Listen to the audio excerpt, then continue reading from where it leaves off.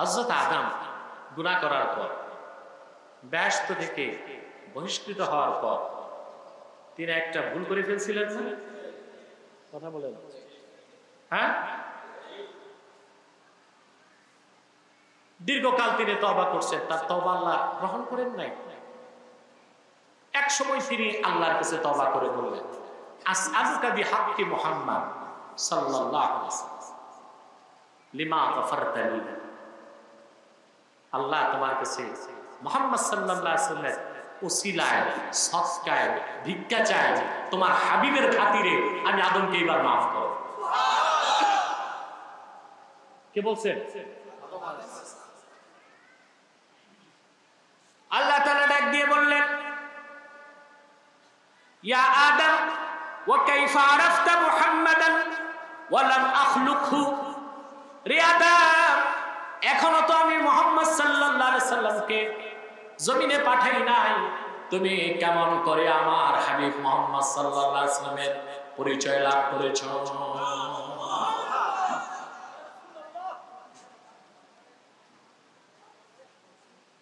হযরত আদম বলেন, আল্লাহ, তোমার হাবিবের পরিচয় পেয়েছি জান্নাতে থাকতে। সুবহানাল্লাহ বলবেন। কোথায়? জান্নাতে।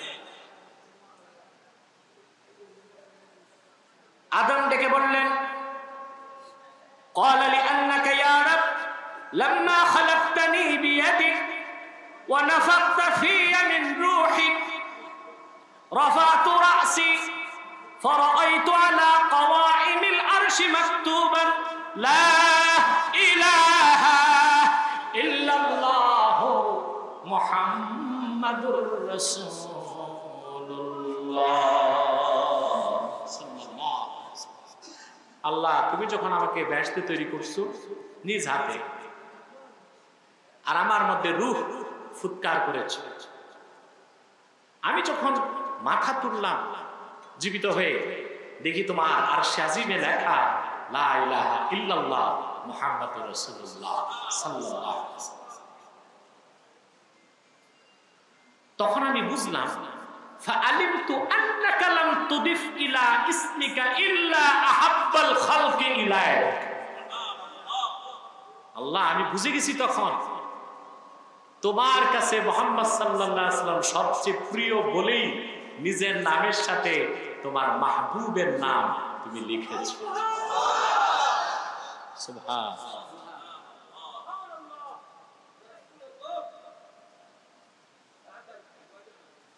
আল্লাহ ডেকে বললেন, সাদাক্তা ইয়া আদম ইন্নাহু লা আহাব্বুল খালকি ইলাইয়া। আল্লাহ ডেকে বললেন, রে আদম, সত্য বলেছো তুমি, আমার নিকট সবচেয়ে প্রিয় মুহাম্মদ সাল্লাল্লাহু আলাইহি ওয়াসাল্লাম, ওনার চেয়ে বেশি প্রিয় আমার কাছে আর কেউ নয়, কখনো প্রিয় হবে না। ওয়া ইসসাআলতানি বিহাক্কিহি ক্বাদ গাফারতু লাক। যেহেতু তুমি আমার হাবিব মুহাম্মদ সাল্লাল্লাহু আলাইহি সাল্লামের ওসিলায় আমার কাছে ক্ষমা চেয়েছো, আমি আল্লাহ তোমার সব গুনাহ মাফ করে দিলাম।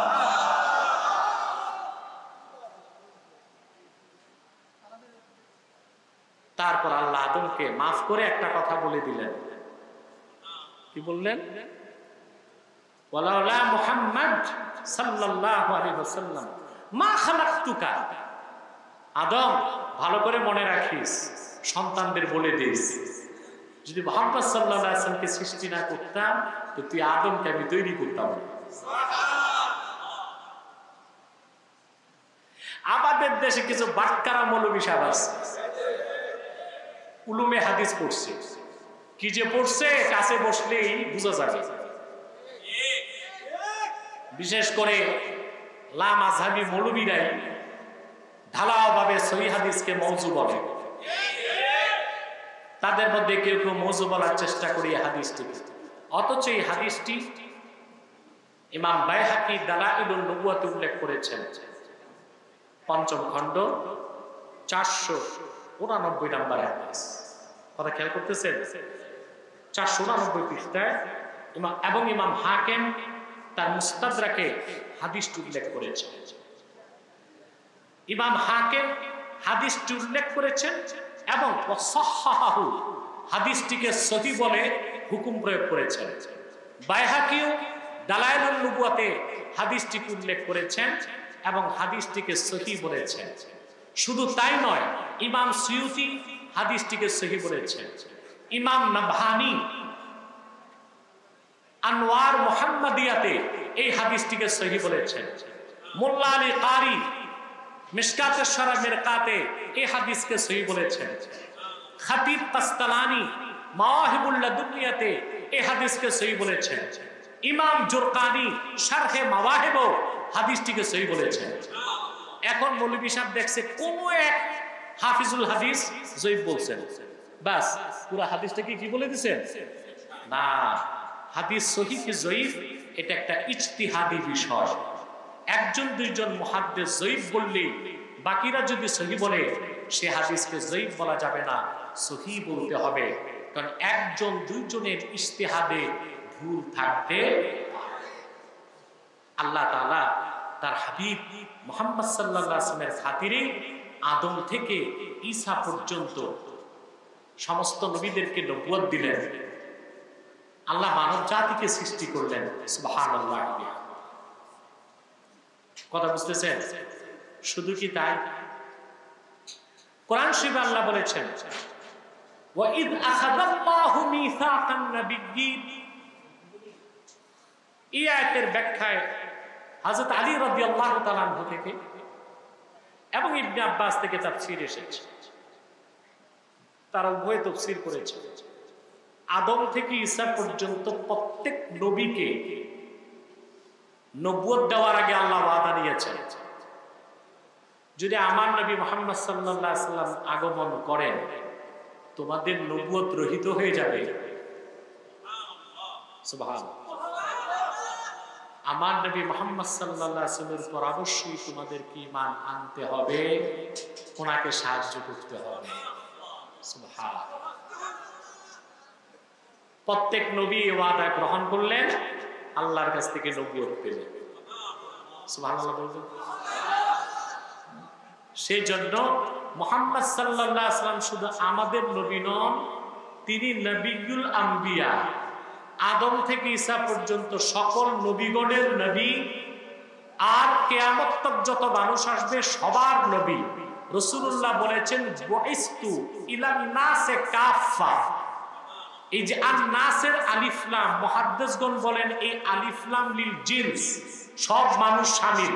আদম থেকে কিয়ামত তক যত মানুষ এসেছে আসবে সব মানুষের জন্য হেদায়েতের বাণী নিয়ে এসেছেন মুহাম্মদ সাল্লাল্লাহু আলাইহি ওয়াসাল্লাম। তিনি নবিয়ুল আম্বিয়া। সুবহানাল্লাহ। এই সব ফজিলত আল্লাহ তার রাসূলকে দিয়েছেন দুনিয়াতে। সুবহানাল্লাহ।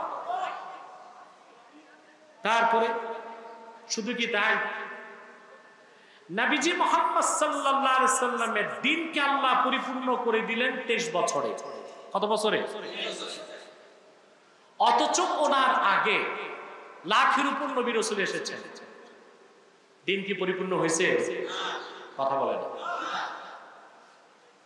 লক্ষাধিক নবী রাসূল হাজার হাজার বছর দ্বীনের দাওয়াত দিয়েছেন, দ্বীনকে আল্লাহ পরিপূর্ণ করেন নাই। কিন্তু আখিরি নবী, নবীগণের মাথার তাজ আমার নূর নবীজি মুহাম্মদ সাল্লাল্লাহু আলাইহি ওয়াসাল্লাম ১৫০০ বছর আগে মাত্র 23 বছর দ্বীনের দাওয়াত দিয়েছেন।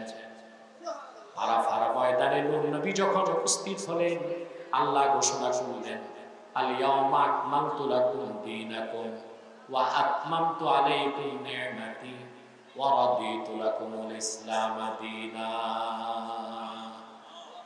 ও পৃথিবীর মানুষ, আজকে আমি তোমাদের জন্য দ্বীনকে পরিপূর্ণ করে দিলাম, তোমাদের উপর আমার নিয়ামতকে পরিসমাপ্ত করলাম। আর একমাত্র আমার হাবিব মুহাম্মদ সাল্লাল্লাহু আলাইহি সাল্লামের রক্ত ঝরা দ্বীনকে আমি আল্লাহ দ্বীন হিসেবে মনোনীত করলাম। চিন্তা করেন মুসলমান, লাখের উপর নবী, হাজার হাজার বছর দিনের দাওয়াত দিলেন, দিন পরিপূর্ণ হয় নাই। কিন্তু আখিরি নবী, নবীগণের মাথার তাজ মুহাম্মদ সাল্লাল্লাহু আলাইহি সাল্লাম 23 বছর দাওয়াত দিলেন, দিন পরিপূর্ণ হয়ে গেল। তাহলে বোঝা যায় 1 লক্ষের উপর নবীর দাওয়াত ও তাবলীগের কাজ এক পাল্লায় দিলেও আমার নূর নবীর 23 বছরের দাওয়াতের ওজন হবে না। সুবহানাল্লাহ, হবে না। লাখের উপর নবীর হাজার হাজার বছরের দাওয়াত ও তাবলীগের মেহনতকে এক পাল্লায় দিলেও আমার রাসূল করিম সাল্লাল্লাহু আলাইহি সাল্লামের 23 বছরের দাওয়াতের ওজনের সমান হবে না। তাই তো আল্লাহ কোরআনে তার হাবিবকে বলেছেন, ওয়া ওয়াদানা আনকা উযরাক, হাবিব আমি সবচেয়ে বড় দায়িত্বটা আপনাকে দিয়েছিলাম। আমি আল্লাহ প্রত্যক্ষ, আমি আল্লাহ নিজে সহযোগিতা করে আপনার পিঠের বোঝা হালকা করে দিয়েছি, আপনি দায়িত্ব পালন করে ফেলেছেন। সুবহানাল্লাহ। আমার ভাইয়েরা, শুধু তাই নয়, এই যা বলতেছি, ওয়ালাল আখিরাতু খায়রুল লাকা মিনাল উলা, দুনিয়াতে আল্লাহ কি সম্মান দিয়েছেন তার হাবিবকে, আখিরাতেরটা তো চিন্তা করতে পারি না। সুবহানাল্লাহ, চিন্তা করতে পারি? খেয়াল করতেছেন কথা? ঘুমাচ্ছেন? কে কে ঘুমান? হাত উঠান দেখি। না, আলহামদুলিল্লাহ, যথেষ্ট সচেতনতার সাথে আপনারা বসে আছে, আলহামদুলিল্লাহ। মাঝে মধ্যে একটু তসবিহ তাহলিল জোরে করবেন, যেন পাশের শয়তানটাও ভাগে, আর আপনার পাশে বসে যে মেরুদণ্ডহীন নপুংসক মানুষটা ঘুমায় তার ঘুমটাও যেন ভাগে। পারবেন না ইনশাল্লাহ? ওয়াজ মাহফিলে ঘুমানোটা এটা একটা কাপুরুষতা, ঠিক কিনা? সজাগ সচেতন হয়ে বসুন, ঈমানটাকে মজবুত করুন।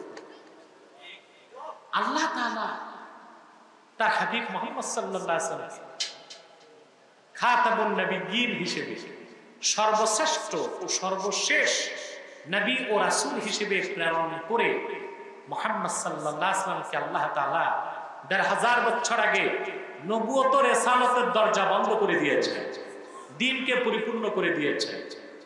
শুধু এতটুকু আল্লাহ করেন নাই, বরং আদম থেকে ঈসা পর্যন্ত লাখের উপর নবীকে এক জায়গায় উপস্থিত করে তার হাবিবকে ইমামুল মুরসালিনের ঘোষণা দিয়েছে। সুবহানাল্লাহ। কোন নবী যেন আল্লাহর কাছে বলতে না পারে, আল্লাহ তোমার হাবিবকে তো সবচেয়ে বড় সম্মান এটাই দিয়েছিলাম যে তিনি খাতামুন নবিয়্যিন ওয়াল মুরসালিন, তিনি সর্বশেষ নবী ও রাসূল, এর চেয়ে বড় তো সম্মান মর্যাদা নাই। আল্লাহ ইমাম তো তুমি ইমামুল আম্বিয়া আদমকে বানাইলে পারত, ঠিক কিনা? ইব্রাহিম খলিলকে বানাইলে পারত, ইব্রাহিম আলাইহিস সালাম, পৃথিবীর সব ধর্মের মানুষ তাকে মানে। ফ্যানটা চালায় দাও, গরম লাগছে। মানে না? এই গেটে খুব ডিস্টার্ব হচ্ছে, এটা বন্ধ করে দাও। বাম পাশের গেট বন্ধ করো। কথা শুনতেছেন? ইব্রাহিম আলাইহিস সালামকে সবাই মানে না, ইহুদিরাও তাকে মানে, ইহুদিরা,